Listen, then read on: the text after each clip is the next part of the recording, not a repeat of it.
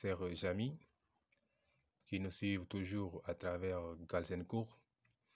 Galsen qui est tout simplement une chaîne qui répond aux besoins de l'éducation. Heureux de vous retrouver aujourd'hui avec un nouveau tutoriel qui parle tout simplement de la gamétogenèse qui est une partie de la leçon de la reproduction. C'est les mammifères.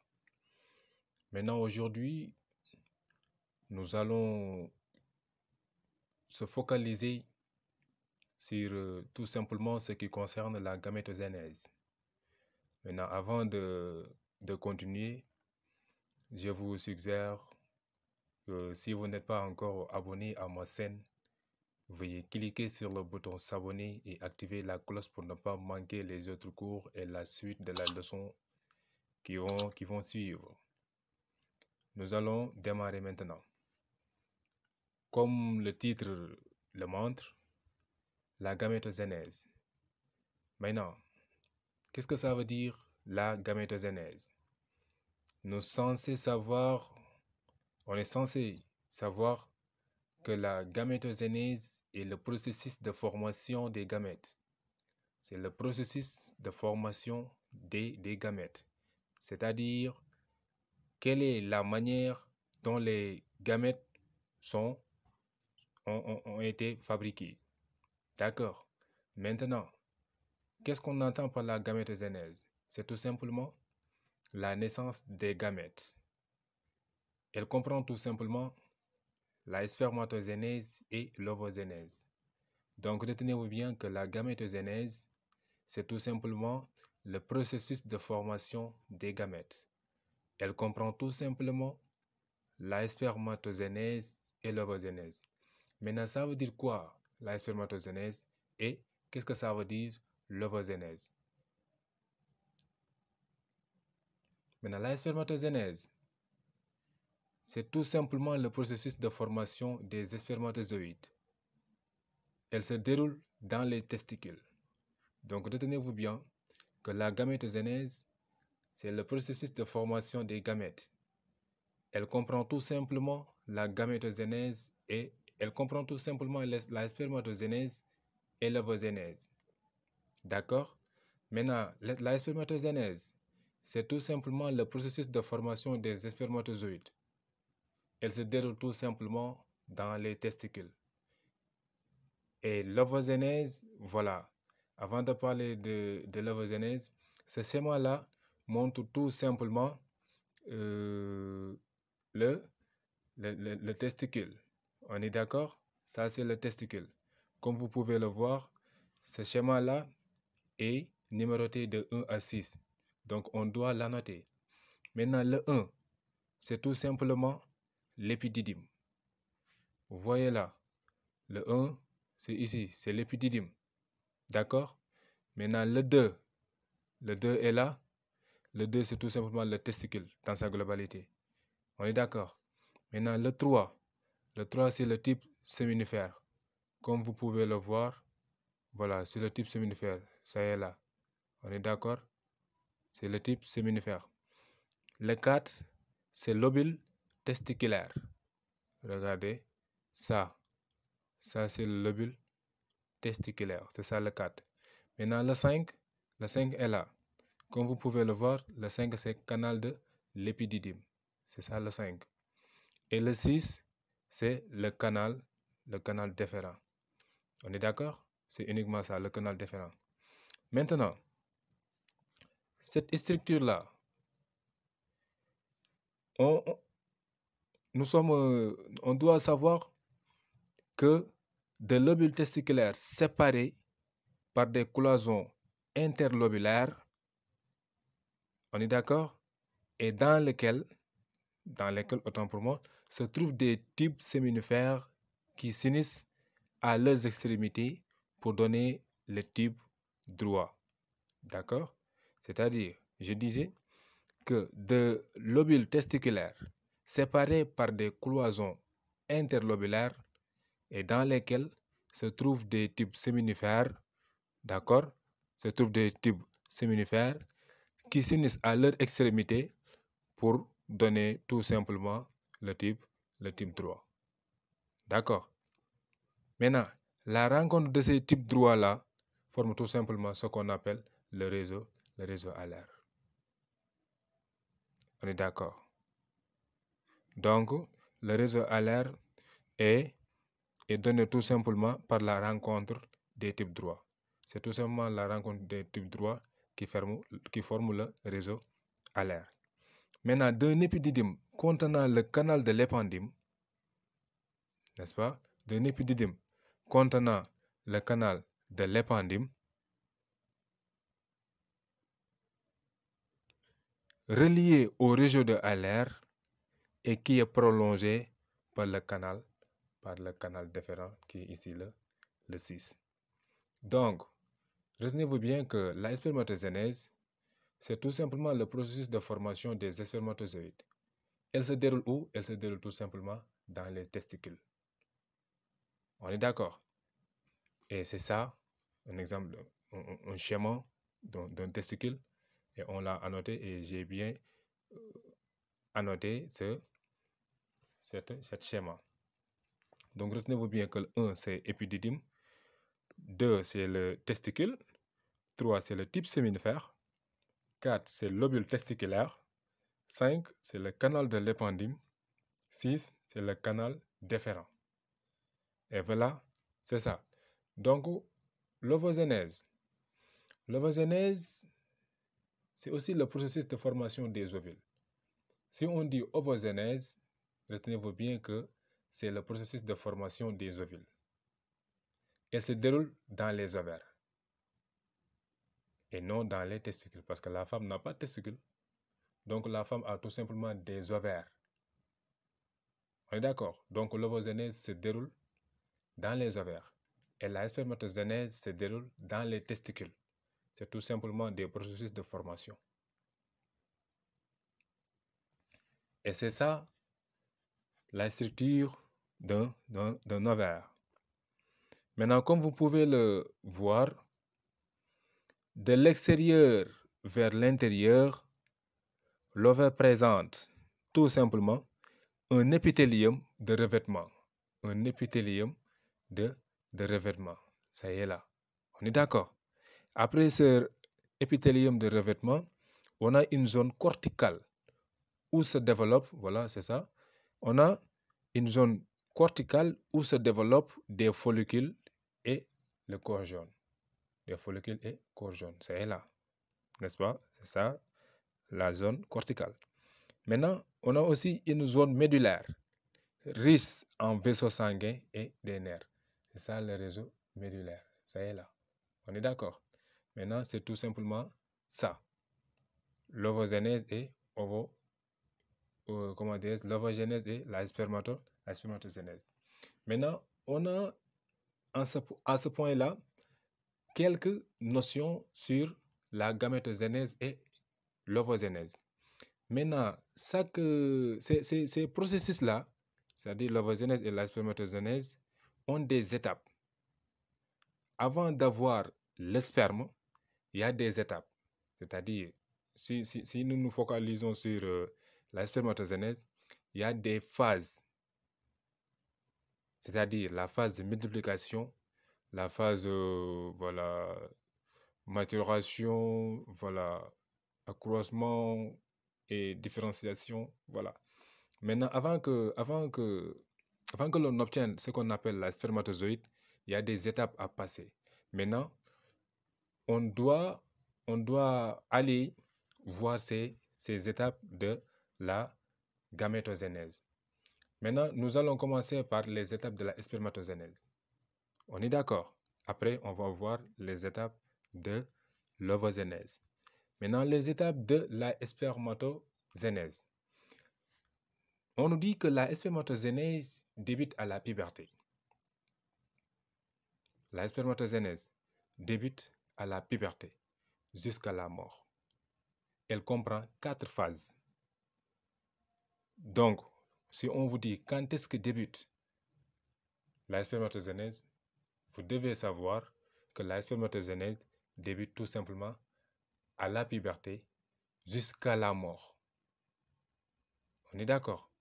Même un vieux est capable de produire de des spermatozoïdes. Mais ça débute tout simplement à l'âge de la puberté.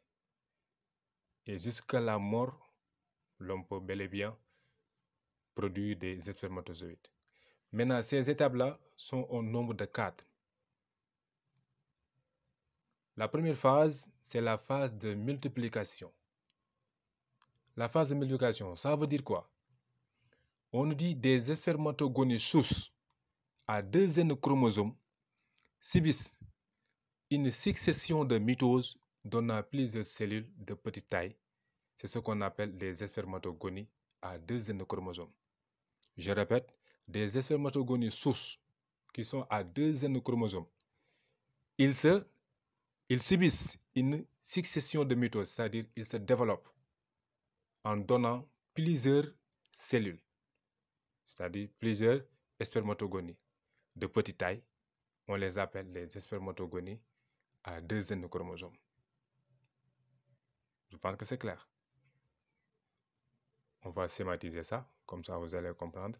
C'est ça. Voilà, ce que vous voyez là, c'est par exemple un spermatogonie source à 2 N chromosomes. N'est-ce pas? Il subit une succession de mitoses. Regardez là. Voilà. C'est-à-dire, il se différencie, c'est-à-dire, il donne plusieurs spermatogonies. Vous voyez là, il donne plusieurs spermatogonies. Voilà. Voilà, c'est ça. Regardez. Vous voyez là. Tout ça, ce sont des spermatogonies à 2 N chromosomes. Cette spermatogonie source à 2 N chromosomes là a subi une succession de mitoses. C'est ça la succession de mitoses. Ceci donne les 2 et voilà. Voilà, c'est ça. C'est ça, en quelque sorte, la phase de la multiplication de la spermatogénèse. Voilà, on continue. Ensuite, il y a la phase d'accroissement. Ça veut dire quoi, la phase d'accroissement? On dit que ces spermatogonies-là, ce que vous voyez là, ces spermatogonies-là, augmentent de taille en accumulant des réserves et deviennent des spermatocytes 1 à 2 N chromosomes.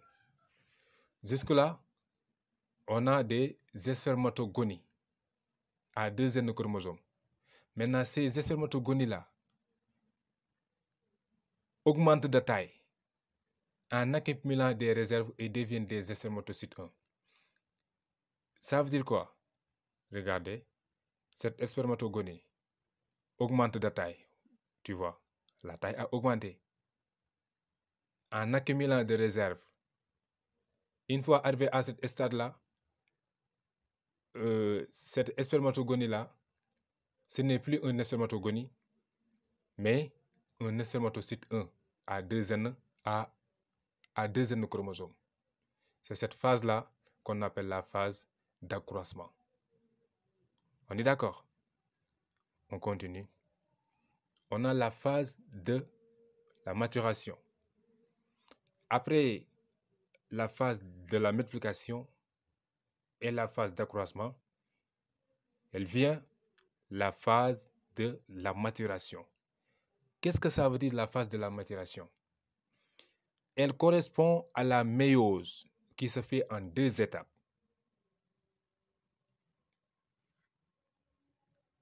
La première étape est appelée une première division réductionnelle. Ça veut dire quoi? Un spermatocyte 1 à 2 N chromosomes se divise et donne 2 spermatocytes 2. C'est-à-dire la phase de la maturation. Elle correspond à la méiose qui se fait en 2 étapes. La première étape est appelée une première division réductionnelle. Ça veut dire quoi? Un spermatocyte 1. Parce que là, à la phase d'accroissement, on n'a que des spermatocytes 1 à 2 N chromosomes. Maintenant, la première division réductionnelle, un spermatocyte 1 de la phase d'accroissement se divise et donne 2 spermatocytes 2 à N chromosomes. C'est ça la première phase, première étape, qui est tout simplement une première division réductionnelle. Maintenant, la deuxième division réductionnelle, équationnelle, autant pour moi, parce que la première étape est tout simplement une division réductionnelle, et on a après une deuxième étape qui est tout simplement une deuxième division équationnelle. Ça veut dire quoi? Chaque spermatocyte 2 qu'on a eu au niveau de la première division réductionnelle, chaque spermatocyte là se divise à son tour et donne 2 spermatides. Ça veut dire quoi? Chaque spermatocyte 2 obtenu à la division réductionnelle se divise à son tour et donne 2 spermatides à N chromosomes. On va regarder le schéma. Regardez. Là, on a un spermatocyte 1 qui se divise pour donner tout simplement 2 spermatocytes 2 à N chromosomes. C'est ça les spermatocytes 2. C'est ça la première division réductionnelle. Vous voyez? Maintenant, c'est cette phase-là qu'on appelle la maturation. C'est pas terminé. Maintenant, chaque spermatocyte 2 se divise à son tour pour donner 2 spermatides. Vous voyez là, cette spermatide-là, cette spermatocyte 2 s'est divisé et donne 2 spermatides. Et l'autre aussi se divise et donne 2 spermatides. Vous voyez, c'est cette phase-là qu'on appelle la phase de la maturation. C'est uniquement ça. Ce que vous voyez en rouge là, c'est tout simplement des spermatides. Voilà. Et la dernière phase de la spermatogenèse, c'est tout simplement la phase de la différenciation.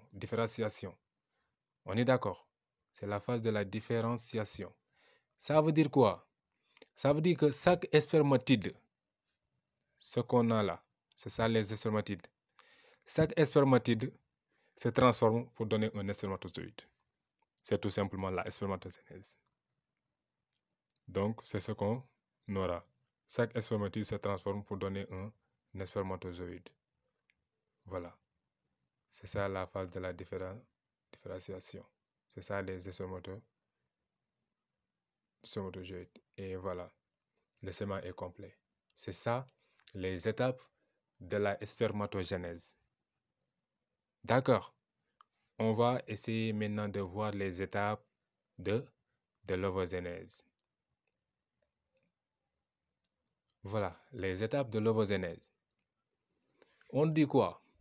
L'ovogenèse se déroule en 3 phases discontinues. Cette fois-ci, ce n'est plus 4 phases parce que la spermatogenèse se comporte au nombre de 4 phases. Mais l'ovogenèse a tout simplement 3 phases discontinues. C'est la multiplication, la croissance et la maturation. Cette fois-ci, il n'y a pas de différenciation. C'est tout simplement la multiplication, croissance et la maturation. On est d'accord? Voilà. La phase de multiplication. Ça veut dire quoi? Pendant la vie embryonnaire de la fille,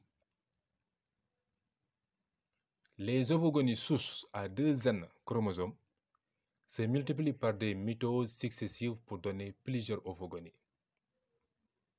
Donc, ce phénomène-là, c'était au moment où la fille était un embryon, avant sa naissance, le moment où le fœtus est dans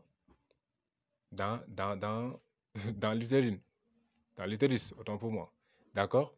Donc, pendant la vie embryonnaire de la fille, les ovogonies sources à 2 N chromosomes se multiplient par des mitoses successives pour donner plusieurs ovogonies à 2 N chromosomes.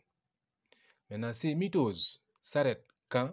Vers la 15e semaine de vie utérine et les ovogonies sont environ au nombre de 7 millions. Ce processus-là, ces mitoses s'arrêtent vers la 15e semaine de vie utérine et les ovogonies sont environ au nombre de 7 millions. Donc, ça a débuté pendant la vie embryonnaire de la fille. N'est-ce pas? Voilà. C'est ça la phase de la multiplication. Donc, on va parler de la phase d'accroissement. On est d'accord? C'est quoi la phase d'accroissement? Les ovogonies, parce que ça a débuté, ce qu'on disait là, au niveau de la multiplication, on avait pendant la vie embryonnaire de la fille, les ovogonies sources se multiplient par des mitoses successives pour donner des ovogonies. Maintenant, ces ovogonies-là, ces mitoses s'arrêtent tout simplement vers la 15e semaine de vie. Et les ovogonies sont environ 7 millions. Donc, comment dirais-je là, les ovogonies sources donnent des ovogonies qui sont au nombre de 7 millions. Et ce processus s'arrête tout simplement vers la 15e semaine de vie utérine. Maintenant, puisqu'on a les ovogonies qui sont au nombre de 7 millions, ils vont s'accroître. C'est ce qu'on appelle la phase d'accroissement. Et ces ovogonies-là accumulent des réserves et augmentent de taille pour donner des ovocytes. Après les ovogonies, ils augmentent de taille pour donner des ovocytes. Des ovocytes 1 à 2 N chromosomes. Maintenant, ces derniers, c'est-à-dire ces ovocytes 1 à 2 N chromosomes, entrent en méiose aussi, mais seront bloqués à la première division en prophase 1 jusqu'à la puberté.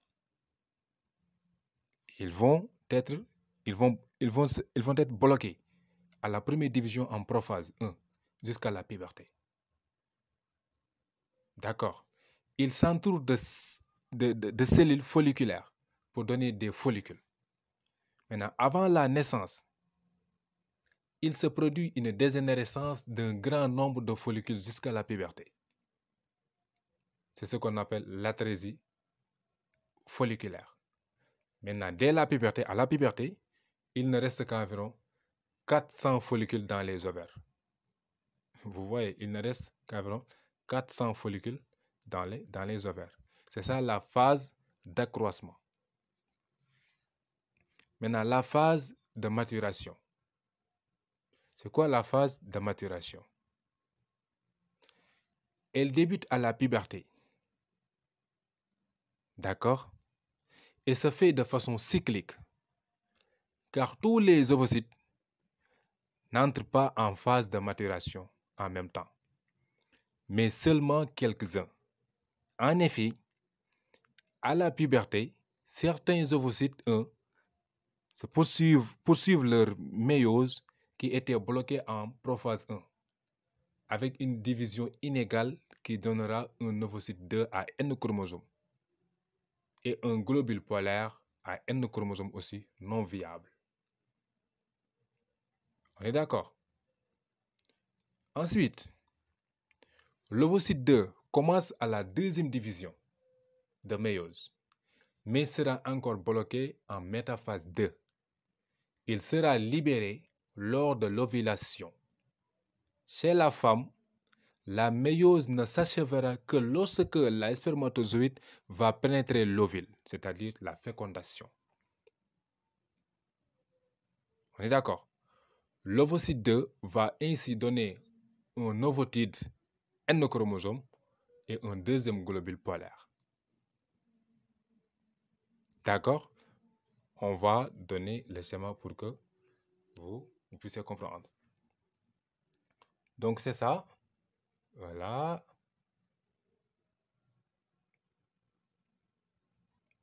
Vous voyez, c'est la phase de la multiplication. Voilà. Vous voyez là? Là, on a un ovogonie source à 2 N chromosomes qui se multiplie pour donner des ovogonés à n chromosomes. C'est cette phase-là qu'on appelle la phase de la multiplication. Et voilà, ce ovogoné-là augmente de taille en accumulant des réserves pour donner des ovocytes 1. C'est ce qu'on appelle la phase d'accroissement. Et cet ovocyte 1 aussi, voilà, se multiplie et donne un ovocyte 2 plus le globule polaire, premier globule polaire non viable. Et cet ovocyte 2 encore donne, voilà ça, et ça, voilà. Là, on a l'ovule plus deuxième globule polaire non viable.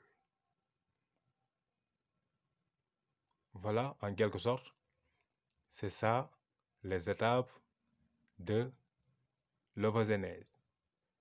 Je pense que ce tuto vous a bien servi et si vous avez des questions ou bien même des suggestions, vous pouvez les mettre au niveau du commentaire, d'accord, au niveau des commentaires. Comme ça, on va essayer de se débattre hein, pour bien comprendre. Donc, si vous n'êtes pas encore abonné à ma chaîne, veuillez cliquer sur le bouton s'abonner et activer la cloche pour ne pas manquer les autres cours qui vont venir.